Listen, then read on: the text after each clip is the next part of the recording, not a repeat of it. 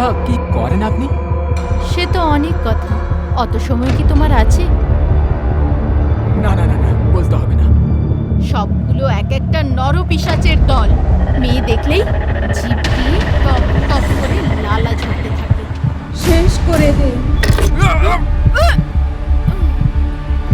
আমার না বেঁচে থাকতে আর ইচ্ছে করে না।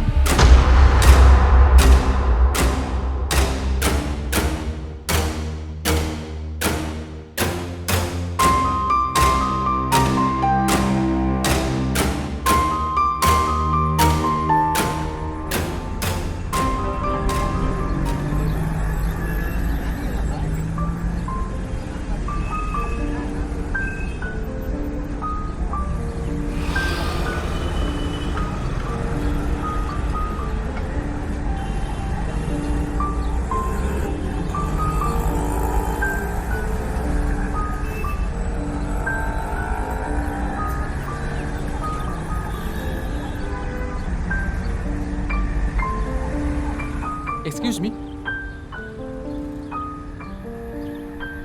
হ্যালো, আপনি শুনতে পাচ্ছেন?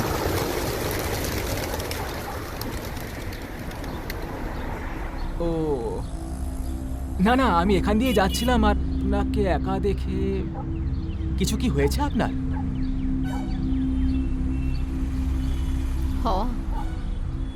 হওয়ার আর কি বাকি আছে বলুন তো? না না, যদি কোনো প্রবলেম না থাকে আপনি আমার সাথে শেয়ার করতে পারেন। But why? Who are you? Why should I share my problem with you? Okay, cool cool cool cool, বলতে হবে না। আচ্ছা কি করেন আপনি? ও না না না না, বলতে হবে না। আমি এমনি জিজ্ঞেস করছিলাম।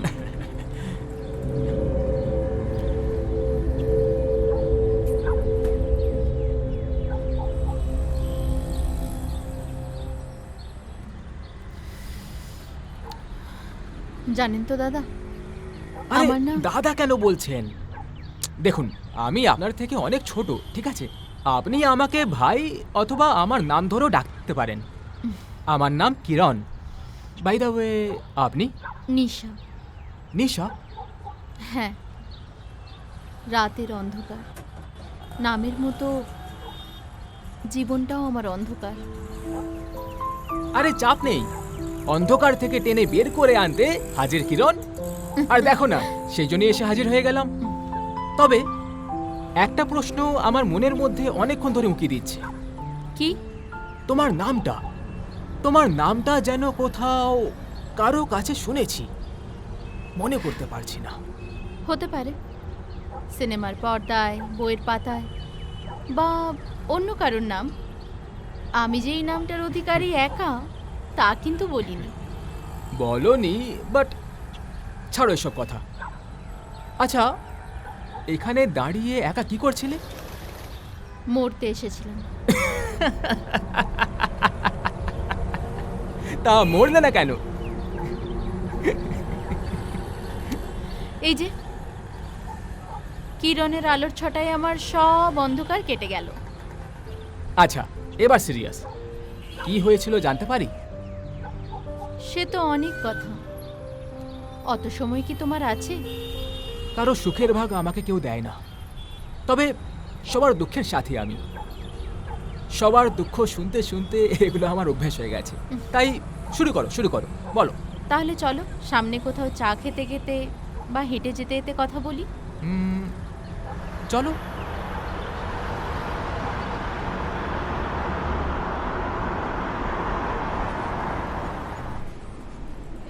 শুধু শুধু হাঁটতে ভালো লাগছে না, কোথাও গিয়ে বসে চা খাই, তারপরে সব কথা বলি। হ্যাঁ, ওই দেখো, ওই যে একটা চায়ের দোকান, চলো। না, আসলে কি, বাইরের খাবার না আমার ঠিক ভালো লাগে না।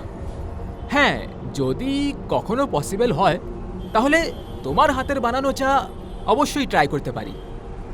কখনো কেন, আজকেই চলো। আজকে? যাওয়া যেতেই পারে। তাহলে চলো।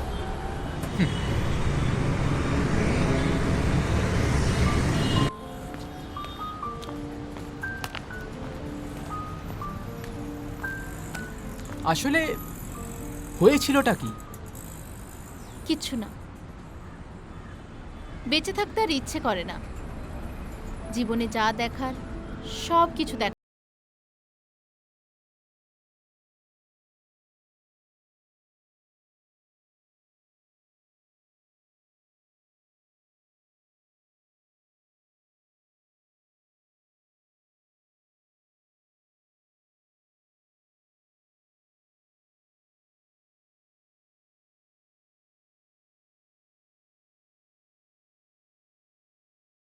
সুতোগুলো পটপট করে ছিঁড়ে যায়, সব মাটি হয়ে যায়। সব সুতো পটপট করে ছিঁড়ে যায়। স্বপ্নের জাল আর বোনা হয় না।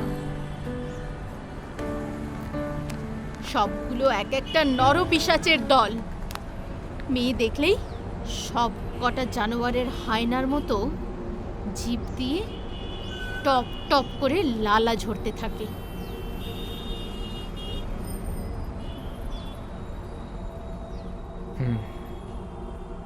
বুঝেছি। অনেক স্বপ্নের জাল বোনা, ইমারত গড়া, তারপর ছোট্ট একটা দমকা হাওয়ায় কাশের ঘরের মতো ভেঙে পড়া। আসলে কি জানো, তোমার স্বপ্নগুলোকে না ওরা তুচ্ছ ভাবে। ভাবে নয়, ভেবেছিল। তাই বলে মৃত্যুই কি তাহলে একমাত্র সলিউশন? মানে এত ঝামেলা, এত ল্যাটা, সব চুকে যাবে? মরলেই সব চুকে যাবে? ধুর, তোমার সঙ্গে কথা বলতে আর ভালো লাগছে না। কেন? যারা ভয় পেয়ে পালিয়ে যেতে চায় তাদের সঙ্গে কথা বলতে আমার ভালো লাগে না। তাহলে কি করতাম? জানো কি, তুমিও না ওদের মতো নিজেকে তুচ্ছ ভেবে ফেলেছ। আরে ওরা কারা, হ্যাঁ, যাদের জন্য তুমি নিজের জীবনটাকে, মূল্যবান জীবনটাকে নষ্ট করে দিতে চাইছো? কারা জানো ওরা? ওদের নিজেদের কোনো ঠিক নেই, কথার কোনো ঠিক নেই, ভালোবাসার মানে বোঝে না, তাদের জন্য তুমি নিজেকে...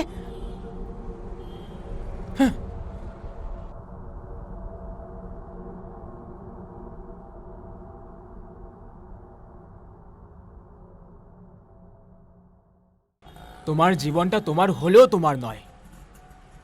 আমরা অন্য কাউকে মারলে যেমন পাপ হয়, ঠিক তেমনি নিজের জীবন শেষ করাও আমাদের রাইট নয়, সেটাও পাপ। বাবা মা আমাদের জন্ম দিতে পারে, কিন্তু কিন্তু আমরা শুধুমাত্র ভগবানের ইচ্ছায় এই পৃথিবীতে এসেছি, আর যেতেও হবে তারই ইচ্ছায়। এর মাঝে আমরা কেউই নই। তুমি বেঁচে থেকে তাদের সাথে ফাইট করো, এই অন্যায়ের প্রতিশোধ নাও।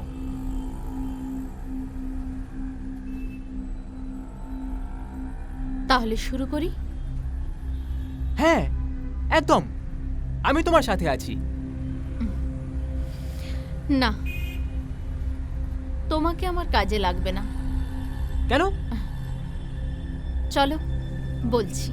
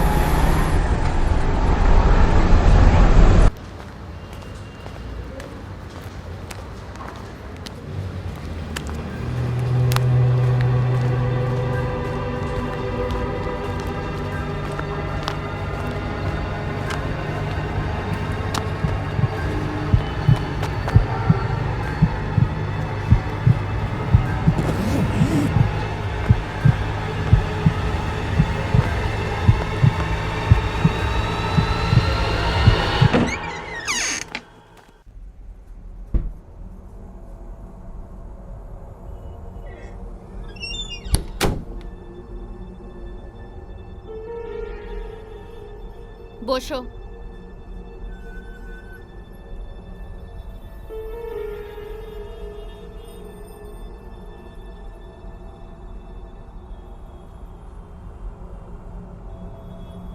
তুমি এখানে থাকো? না, থাকি না, মাঝে মাঝে এখানে আসি। এটা এখন পরিত্যক্ত বাড়ি। আমার বাড়ি এখান থেকে, মানে আমাদের বাড়ি এখান থেকে 6 কিলোমিটার দূরে। আমরা সেখানেই থাকি। তো আমায় এখানে নিয়ে এলে? দেখাতে নিয়ে এসেছি। জানো তো, আমার ভাই এখানে থাকতো। এই জায়গাটা ওর খুব প্রিয় ছিল। নির্জন, নিরিবিলি জায়গা। ও না খুব ভালো লেখালেখি করত। যখন লেখার দরকার হতো তখনই ও এখানে আসতো। নির্জনে একা একা লিখতো। তো এখন লেখে না? সেটা দেখানোর জন্যই তো তোকে এখানে নিয়ে এসেছি। মানে? মানে ও খুব শান্ত প্রকৃতির ছিল। ওর নাম ছিল নির্ঝর। তাই আমরা মাঝে মাঝে ওকে নিয়ে মজা করে বলতাম, নির্জনে নির্ঝর।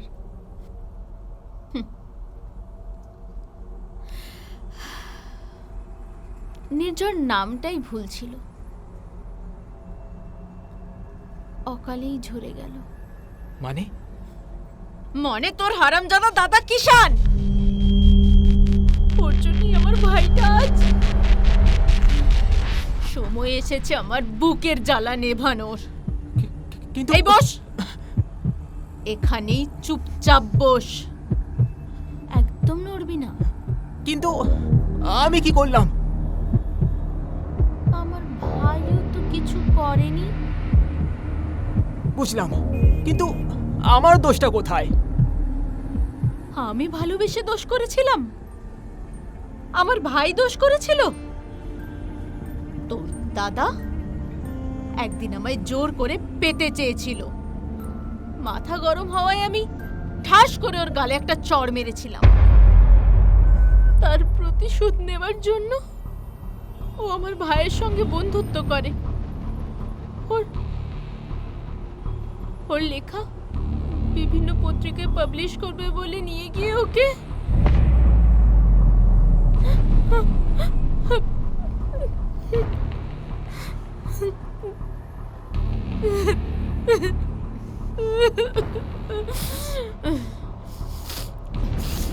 দেখবি দেখবি দেখাচ্ছি।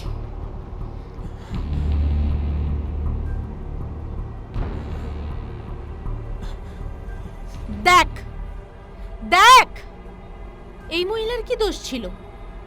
এনার এমন অবস্থা অকালে কেন এমন হয়ে গেল? হ্যাঁ, সব সব তোর ওই দাদার জন্য। এতদিন না আমি শুধু তককে তককে ছিলাম, তুই কোথায় যাস, কি করিস। শুধু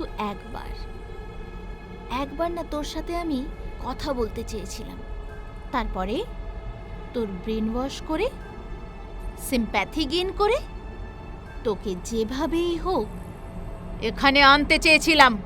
যাও তুমি ভেতরে যাও, পরের দৃশ্যটা আর তুমি দেখতে পারবে না। কি হলো বললাম না ভেতরে যাও। শেষ করে দে।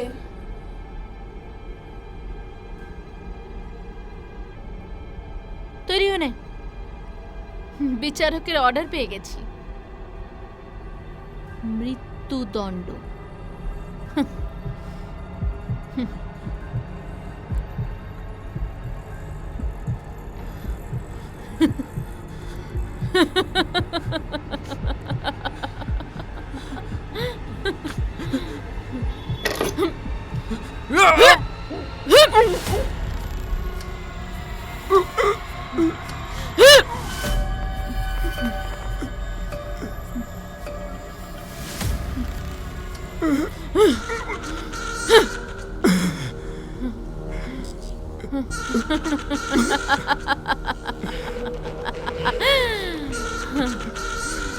এতদিন ধরে করে আমার বুকের ভেতর জ্বলতে থাকা আগুনটা এবার নিচ্ছে।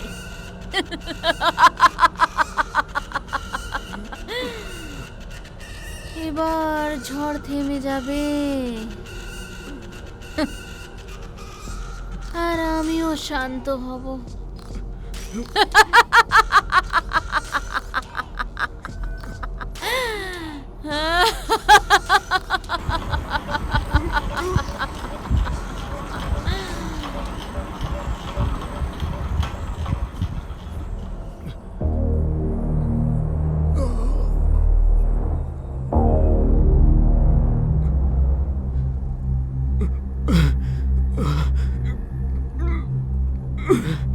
দিদি, তোমায়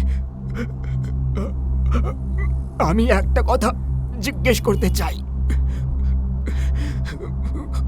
আমার আমার দাদার ভুলের প্রায়শ্চিত্ত কি আমি করব? তুমি তুমি তুমি তুমি কি এটা ঠিক করলে?